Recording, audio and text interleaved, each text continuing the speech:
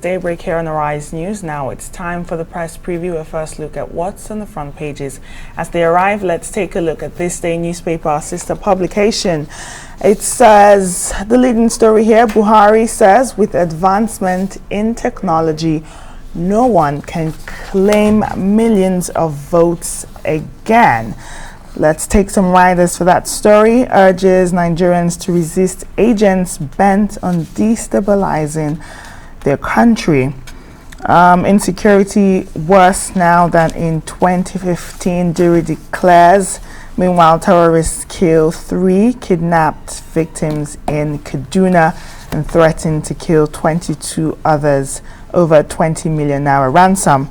A leading photo here on the front page is that of the president and his vice, Yemi Osinbajo, at the State House yesterday while the vice president was briefing the president. Kuka takes on presidency, says Buhari, doing terribly bad job of governing Nigeria. More on that on page 8. Let's take some more headlines for this day. Soyinka to Buhari. Pardoning Dariye Nyame means it is finished. He says this is one egg squashed against Nigerians' faces that they shall not forget or wipe off in a hurry. You can read that story on page 5.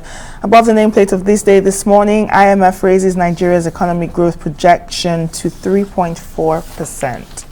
The Nation newspaper, it's leading with the politics. Battle for PDP ticket. Hot top as nomination closes today. Buhari says we won't allow anyone to destabilize Nigeria. And the APC chieftain Tinubu raises smear campaign alert.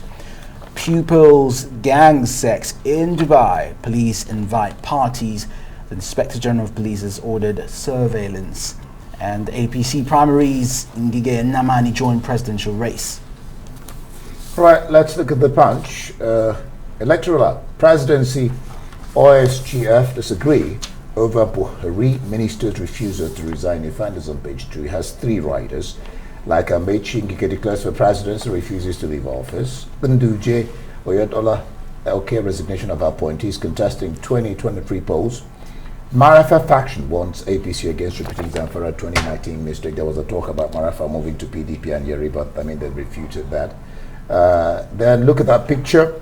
The president says, I guess it's the iftar ceremony. I won't allow anyone to destabilize Nigeria. Buhari tells governors, service chiefs. You can find that on page, I think that is 28. Then just below that you see SAN's Uzodima Afenifere fault Afe Babalola on interim government.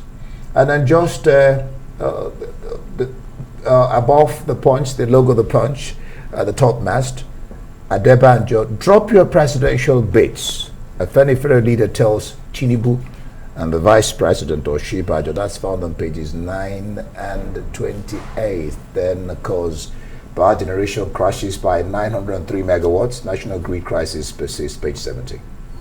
The leading story on front of the Nigerian Tribune this morning, pilots fear dead as NAF aircraft crashes in Kaduna. Some riders. Explosion kills, injures many in Taraba, while terrorists kill 3 out of 26 abducted in Kaduna community. That's on page 29. And that's a photo of the president addressing ministers, governors, and heads of government agencies during the breaking of fast at the presidential villa yesterday. More headlines here. Call for interim government. Nigerians react. Here's some reactions. Uzodinma, the governor of Imo State, says there will be anarchy. Afenifere says it's manifestation of frustration. And Falana says with ceaseless terrorism, election is doubtful. Above the nameplate of Nigerian Tribune this morning, Soyinka slams decision to pardon Dariye Nyame, says governors won't fear losing immunity again. The international papers, the Daily Express, what a waste of time. So much more is at stake. And that's the Prime Minister addressing MPs at the Commons yesterday. Yeah, they're still on the same thing. The Times, Tory MPs told to block inquiry into Johnson. The Prime Minister apologizes but insists he did not mislead Commons over lockdown parties. I guess I'll leave it there. I'm calling Emmanuel Bello. Emmanuel Bello joins us this morning on the press preview. Emmanuel, glad to have you join us this morning on the press preview. Well, interesting. The president says with advancement in technology, no one can claim millions of votes again. No one can claim that. What's your sense of, the development in technology and the president applauding it because it was, of course, during his era? Well, good morning. Yeah, well, this is the president pushing back, especially with those calls that the 2023 election is in danger. Some people even saying, look, you don't need an election, you need an interim government. Remember that call was made by Afe Babalola, a very strong call from that quarter. And the president meeting with his lieutenants and the governors and all that yesterday said, look, these elections have come to stay. And then he's actually trying to beef up public support or public trust or public faith in the electoral system. He signed already the Electoral Act into law. He's trying to bequeath to the next generation, as far as is concerned, a transparent election. He says he's a beneficiary of a free and fair election, and so he sees elections as becoming better in this country. There are people that would disagree with him, but some elections so far have shown that somehow if you can campaign vigorously, if you can rally your base, INEC seem to be very serious about doing a good job. And so if elections are getting better, because of better technology actually, the fact that you can have those direct captures, and that it says it's difficult compared to the kind of elections that we used to have, where thuggery and rigging and all sort of anti-electoral electoral offenses take over elections. He's saying that we're probably going to be heading closer to where we're going to see scientific-based or data-based kind of elections that will make sense, elections that will mean that if the people want you out of office, they can actually go cast votes and get you out of the place. So that's restoring a lot of hope in the electoral system. But at that same, he was saying this against the backdrop of what many people actually think is the main issue, which is security. And so in this story, you see very strong voices taking a swipe at the president, telling him he's failed again and again in the area of Governor Diri, saying that of Bayelsa State, in that story, saying that it's never been worse like this, and that 2015 were not safe compared to 2015. So he's giving the president's security performance a very, very poor mark. They're saying that it's the poorest so far. And you agree with me that beyond bequeathing an electoral system or trying to ensure that we have a free and fair election, the first job of the president would be that he's able to secure lives and properties. And this governor is saying that, look, you have failed in that regard. He was very clear about it. And also other voices in this story, that was happening as other things were happening in the country. In Taraba, you had that bomb blast that killed people. And then the kidnappers also killing their hostages, dropping them somewhere and threatening to kill 22 more. So all this was happening while the president was while they were having that dinner, and he was talking about the place of elections or the place of transparent elections. It seems to me as if what the rest of the world is telling the president is that, look, this has gone beyond elections. We have real problems right now, and we have to start thinking of serious solutions, even beyond just an election that will happen in 2023. Definitely, and we have Falana saying that with ceaseless terrorism, the election next year might be doubtful. But let's take a look at another story. Professor Wale Soyinka is telling Buhari that pardoning Dare and Yame means he squashed an egg against Nigerians' faces. And to be quite honest, I agree with him, because it's bad enough that most of these politicians or people in public offices that are supposed to serve the citizens, who divert public funds, embezzle public funds, or use those public funds for their own personal use, don't even get persecuted. And the less than 1% that does get persecuted, does get time, they are pardoned. And he says, the Nigerian Tribune quotes Professor Soyinka saying that this means the governors will not fear losing that immunity again. Emmanuel, do you agree with this, or what are your thoughts? Yeah, Shoika was very hard on the presidency. His take is the hardest so far since those pardons happened, 150 something pardon that the president uses prerogative of mercy to have done, especially on those two governors, the governor of Taraba State, my state, and that of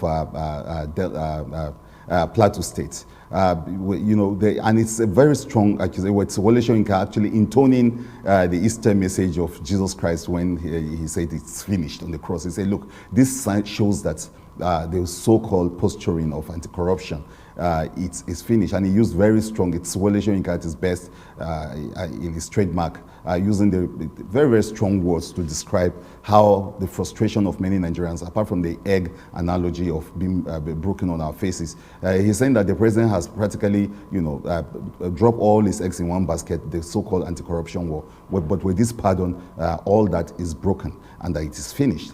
He said that, look, governors right now will not be feeling that, look, they could just go to jail and probably get a pardon. There's always the hope by the bad guys that someday they could be forgiven. Now, if you have that kind of hope, Wole Soyinka is saying that will embolden you while you're in office right now to do everything you can do. After all, these governors got a slap on the wrist and then they are free. He says that there seems to be a set of justice for the poor, just like you are saying, Kechi, and that for the rich, and that is the end of the story. So he says a slap, and there are many, many people who have agreed with it. Of course, the families of the two individuals probably and their followers will probably say that, look, this is a good thing that's happened to their ward. But for everyone else that is watching and thinking of the crisis of corruption, which is beyond security, that's the other thing. And then this president ran on anti-corruption. The other leg for which he ran on security, he ran on corruption, and then he ran on the economy. First, he's getting all sorts of knocks in the area of security, but then even in his war, in the way he has prosecuted the anti-corruption fight, in this twilight of his administration, he's getting this kind of knocks from people saying that, look, this pardon in particular signifies the end, and that this is the summation of everything that this president has ever held there in this anti-corruption fight, that is symbolic of the failure and the end so of the posturing of the little covering that this president had over the issue of corruption.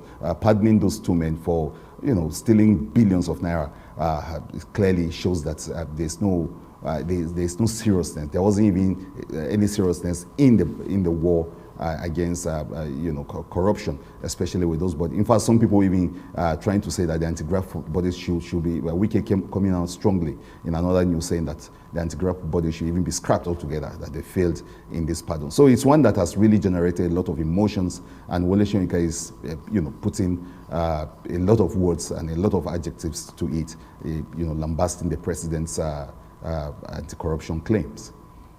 Speaking of President Emmanuel, in the Nation newspaper, the APC chieftain Tinubu and also the Vice President are raising smear campaign alerts. And this comes as the Yoruba socio-political group Afenifere, led by the 94-year-old Chief Ayode Banjo, is asking both men to jettison their presidential ambitions because it's the turn of the Southeast. How significant is Afenifere in 2022, and how significant is the endorsement of the Southeast for presidency?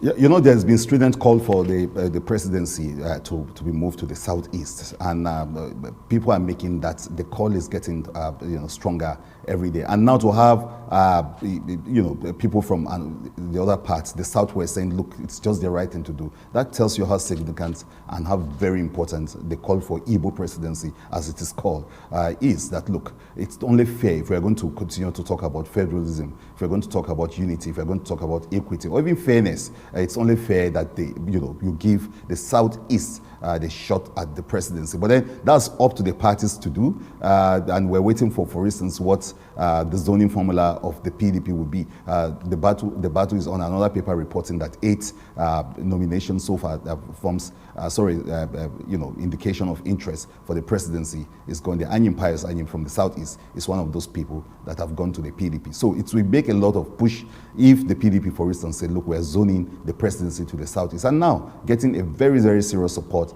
even from the southwest, at least from a very leading voice from Afenifere from the southwest. And then, of course, those back and forth by the vice president and his boss is going on, especially since the day the first shot, or the first who fired the first shot was Tinubu, who said, look, I have disowned, I don't have a son who is old enough to be. From there it was downhill all the way, and with it's now becoming an open fight, a street fight, but clearly with both sides not relenting. Those Judas posters that came out at the Easter, targeting the Easter story. A lot of people saw it in bad taste. But now the Tinubu camp is saying that, well, that didn't even come from them, because the backlash. Some people saying that, look, if you're calling Osebanjo Judas, you are probably referring to Tinubu as Jesus. So, and they wanted to look at the whole religious thing that people like Father Kuka have been talking about,